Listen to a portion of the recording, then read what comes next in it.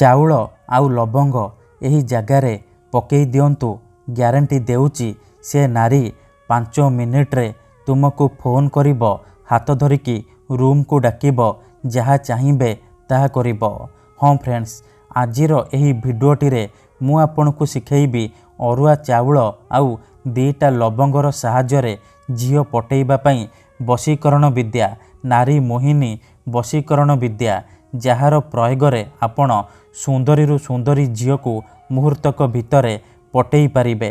ସୁନ୍ଦରୀ ପଡ଼ିଶା ଘର ଭାଉଜକୁ ପଟେଇ ପାରିବେ, ତାଠାରୁ ନିଜର ମନ ମୁତାବକ କାମ ହାସଲ କରିପାରିବେ। ହଁ ଫ୍ରେଣ୍ଡସ୍, ଏହି ବଶୀକରଣ ଆପଣଙ୍କୁ ସହଜ ଲାଗିବ, କିନ୍ତୁ ଇଏ ଦୁନିଆର ସବୁଠାରୁ ଶକ୍ତିଶାଳୀ ବଶୀକରଣ। ଆମର ତନ୍ତ୍ରଶାସ୍ତ୍ରରୁ ମୁଁ ଆଜି ଆପଣଙ୍କ ପାଇଁ ଚାଉଳ ଆଉ ଲବଙ୍ଗର ଏମିତି ଏକ ଘରୋଇ ବଶୀକରଣ ନେଇ ଆସିଛି, ଯାହାକୁ ଆପଣ କରିଦେଲେ ସୁନ୍ଦରୀରୁ ସୁନ୍ଦରୀ ଝିଅକୁ ପଟେଇ ପାରିବେ, ପଡ଼ିଶା ଘର ସୁନ୍ଦରୀ ଭାଉଜକୁ ପଟେଇ ପାରିବେ, ତାଠାରୁ କିଛି ବି କାମ ହାସଲ କରିପାରିବେ। ଯେଉଁ ଝିଅ ଆପଣଙ୍କୁ ଭାव ଦେଉନଥିଲା ସେ ଝିଅ ନିଜେ ଆସି ଆପଣଙ୍କୁ ଭଲ ପାଉଛି ବୋଲି କହିବ। ଯେଉଁ ବିବାହିତା ନାରୀ ବା ସୁନ୍ଦରୀ ଭାଉଜକୁ ଆପଣ ରାତିଦିନ ଭାବୁଛନ୍ତି, ତାର ସୁନ୍ଦରତାକୁ ଦେଖି ତା ଆଡ଼କୁ ଆକର୍ଷିତ ହେଉଛନ୍ତି, ସେ ନାରୀ ବା ଭାଉଜ ନିଜେ ଫୋନ୍ କରିବ, ହାତ ଧରିକି ରୁମ୍କୁ ଡାକିବ, ଯାହା ଚାହିଁବେ ତାହା କରିବ। କୌଣସି ପ୍ରକାର ବାଧା ଦେବ ନାହିଁ। କେବଳ ଅଳ୍ପ ଟିକେ ଅରୁଆ ଚାଉଳ ଆଉ 2ଟା ଲବଙ୍ଗ ଆଣି ଆଜିର ଏହି ବଶୀକରଣ କରିକି ଦେଖନ୍ତୁ।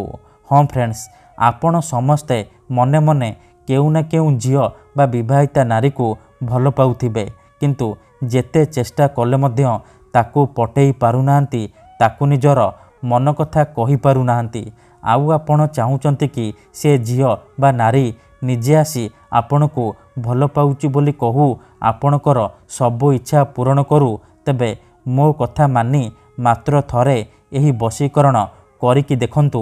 ଗ୍ୟାରେଣ୍ଟି ଦେଉଛି ଯେତେ ସୁନ୍ଦରୀ ଝିଅ ହେଇଥାଉ ବା ବିବାହିତା ନାରୀ ଆପଣଙ୍କ ବଶରେ ହେଇଯିବ, ଆପଣଙ୍କର ସବୁ କଥା ମାନିବ।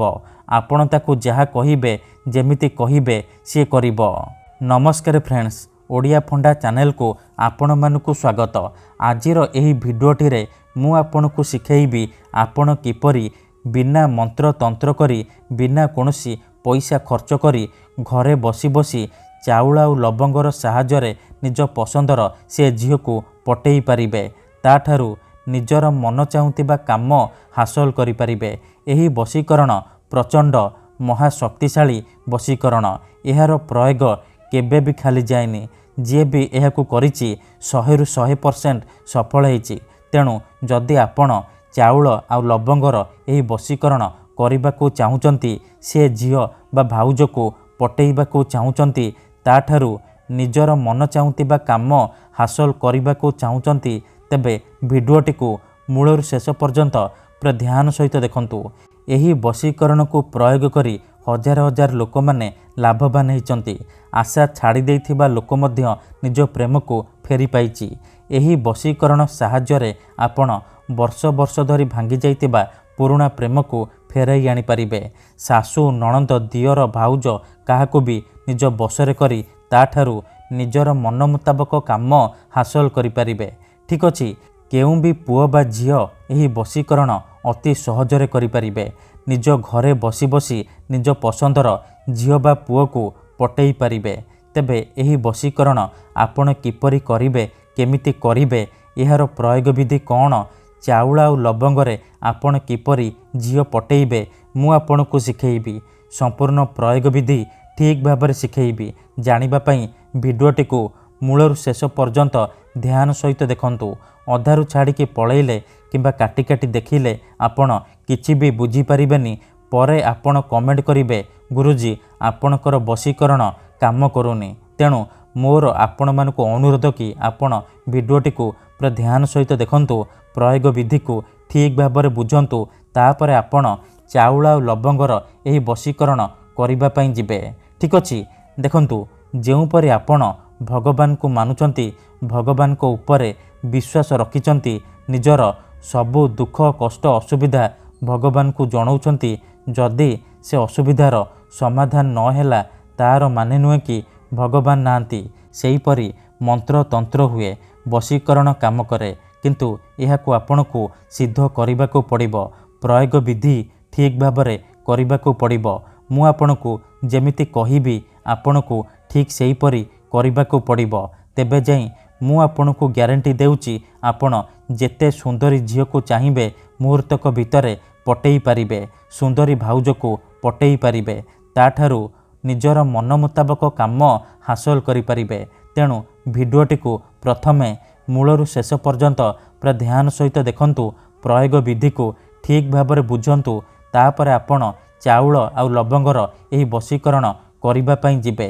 ଠିକ୍ ଅଛି, ବିଧିକି ଆପଣ କିପରି କରିବେ ଜାଣିବା ପୂର୍ବରୁ ଯଦି ଆପଣ ଆମ ଚ୍ୟାନେଲକୁ ପ୍ରଥମ ଥର ଆସିଛନ୍ତି ତେବେ ଦୟାକରି ଚ୍ୟାନେଲକୁ ସବସ୍କ୍ରାଇବ୍ କରି ପାଖରେ ଥିବା ବେଲ୍ ଆଇକନ୍କୁ ମଧ୍ୟ ଦବାଇ ଦିଅନ୍ତୁ, ଯାହାଦ୍ୱାରା ଆମେ ଯେଉଁ ବି ଭିଡ଼ିଓ ଅପଲୋଡ଼ କରିବୁ ସର୍ବପ୍ରଥମେ ଆପଣ ଦେଖିପାରିବେ ଆଉ ତାହାର ଲାଭ ପାଇପାରିବେ। ତେବେ ଚାଲନ୍ତୁ ଜାଣିବା ଏହି ବଶୀକରଣ ଆପଣ କିପରି କରିବେ। ମନେ ରଖନ୍ତୁ, ଏହି ବଶୀକରଣ ବିଧିକୁ ଆପଣ କେବଳ ମଙ୍ଗଳବାର କିମ୍ବା ଶନିବାର ଦିନ କରିବେ। ରାତିରେ ଶୋଇବା ପୂର୍ବରୁ କରିବେ। ବିଧି କରିବା ପୂର୍ବରୁ ଭଲ ଭାବରେ ହାତ ଗୋଡ଼ ଧୋଇକି ଆପଣ ଏହି ବଶୀକରଣ ଆରମ୍ଭ କରିବେ। ପ୍ରଥମେ ଆପଣ କ'ଣ କରିବେ, ଯେତେବେଳେ ଶୋଇବା ପାଇଁ ଯିବେ ଅଳ୍ପ ଟିକେ ଅରୁଆ ଚାଉଳ ଆଣିବେ ଆଉ 2ଟା ଲବଙ୍ଗ ଆଣିବେ। ତାପରେ ନାଲି ରଙ୍ଗର ଆସନ ପକାଇକି କୌଣସି ଏକ ଜାଗାରେ ଚୁପଚାପ ବସି ପଡ଼ିବେ। ଧ୍ୟାନ ରଖିବେ ଯେଉଁଠାରେ ଆପଣଙ୍କୁ କେହି ଦେଖିବେନି କିମ୍ବା ଡାକିବେନି। ତାପରେ ଚାଉଳ ଆଉ ଲବଙ୍ଗ ଯେଉଁ ଆଣିଛନ୍ତି ସେ ଚାଉଳ ଆଉ ଲବଙ୍ଗକୁ ହାତରେ ମିଶାଇବେ। ଧ୍ୟାନ ସହିତ ଶୁଣନ୍ତୁ, ମୁଁ ଆପଣଙ୍କୁ ଯେମିତି କହୁଛି ଆପଣ ଠିକ୍ ସେହିପରି କରିବେ। କିଛି ବି ଭୁଲ ଭାଲ କରିବେନି, ନହେଲେ ଆପଣଙ୍କର ବଶୀକରଣ କାମ କରିବନି। ପରେ ଆପଣ କହିବେ ଗୁରୁଜୀ ଆପଣଙ୍କର ବଶୀକରଣ କାମ କରୁନି। ଦେଖନ୍ତୁ, ଚାଉଳ ଆଉ ଲବଙ୍ଗକୁ ହାତରେ ମିଶାଇବେ। ମିଶାଇବା ସମୟରେ ସେଇ ଝିଅ ବା ନାରୀକୁ ମନେ ମନେ ଭାବୁଥିବେ, ତାର ମୁହଁକୁ ନିଜ ମନରେ ଭାବୁଥିବେ। ତାପରେ ମୁଁ ଆପଣଙ୍କୁ ଗୋଟିଏ ବଶୀକରଣ ମନ୍ତ୍ର କହୁଛି, ଏହି ମନ୍ତ୍ରକୁ ଆପଣ 21 ଥର ପଢ଼ିବେ। ମନ୍ତ୍ରଟି ଧ୍ୟାନ ସହିତ ଶୁଣନ୍ତୁ। ଚାଉଳ ଆଉ ଲବଙ୍ଗ ମିଶାଇବା ସମୟରେ ମନ୍ତ୍ରକୁ 21 ଥର ପଢ଼ିବେ। ଓମ୍ ନମଃ କାମାକ୍ଷା ଦେବୀ ଆମୁକଂ ମେ ବଶ୍ୟମ୍ କୁରୁ କୁରୁ ଫଟ୍ ସ୍ୱାହା। ଓମ୍ ନମଃ କାମାକ୍ଷା ଦେବୀ ଆମୁକଂ ମେ ବଶ୍ୟମ୍ କୁରୁ କୁରୁ ଫଟ୍ ସ୍ୱାହା। ଏହିପରି ମନ୍ତ୍ରକୁ ଆପଣ 21 ଥର ପଢ଼ିବେ। ଆମୁକଂ ଜାଗାରେ ଆପଣ ସେଇ ଝିଅ ବା ନାରୀର ନାମ କହିବେ ଯାହାକୁ ଆପଣ ବଶରେ କରିବାକୁ ଚାହୁଁଛନ୍ତି। 21 ଥର ମନ୍ତ୍ର ପଢ଼ି ସାରିବା ପରେ ଚାଉଳ ଆଉ ଲବଙ୍ଗରେ 3 ଥର ଫୁଙ୍କିଦେବେ। ଏତିକି କରିସାରିବା ପରେ ଆପଣ କ'ଣ କରିବେ, ସେ ଚାଉଳ ଆଉ ଲବଙ୍ଗକୁ ଖଣ୍ଡେ କାଗଜରେ ମୋଡ଼ିକି ତକିଆ ତଳେ ରଖିକି ଶୋଇପଡ଼ିବେ। ସକାଳୁ ଉଠିବା ମାତ୍ରେ ଆପଣ କ'ଣ କରିବେ, ବାସି ମୁହଁରେ ବିନା ହାତ ଗୋଡ଼ ଧୋଇକି ଆପଣ ବାସି ମୁହଁରେ ସେ ଚାଉଳ ଆଉ ଲବଙ୍ଗକୁ ନେଇକି ସେଇ ଝିଅ ବା ନାରୀର ଘର ସାମ୍ନାରେ ପକାଇଦେବେ ଯାହାକୁ ଆପଣ ବଶରେ କରିବାକୁ ଚାହୁଁଛନ୍ତି। ଗ୍ୟାରେଣ୍ଟି ଦେଉଛି ମାତ୍ର 5 ମିନିଟ୍ରେ ପ୍ରଭାବ ପଡ଼ିବା ଆରମ୍ଭ ହୋଇଯିବ। ସେ ଝିଅ ହେଉ ବା ପଡ଼ିଶା ଘର ଭାଉଜ ନିଜେ ଆସି ଆପଣଙ୍କ ସହିତ କଥା ହେବ, ନହେଲେ ଆପଣଙ୍କୁ ଫୋନ୍ କରି ଘରକୁ ଡାକିବ। ଯାହା ଚାହିଁବେ ତାହା କରିବ। ଧନ୍ୟବାଦ।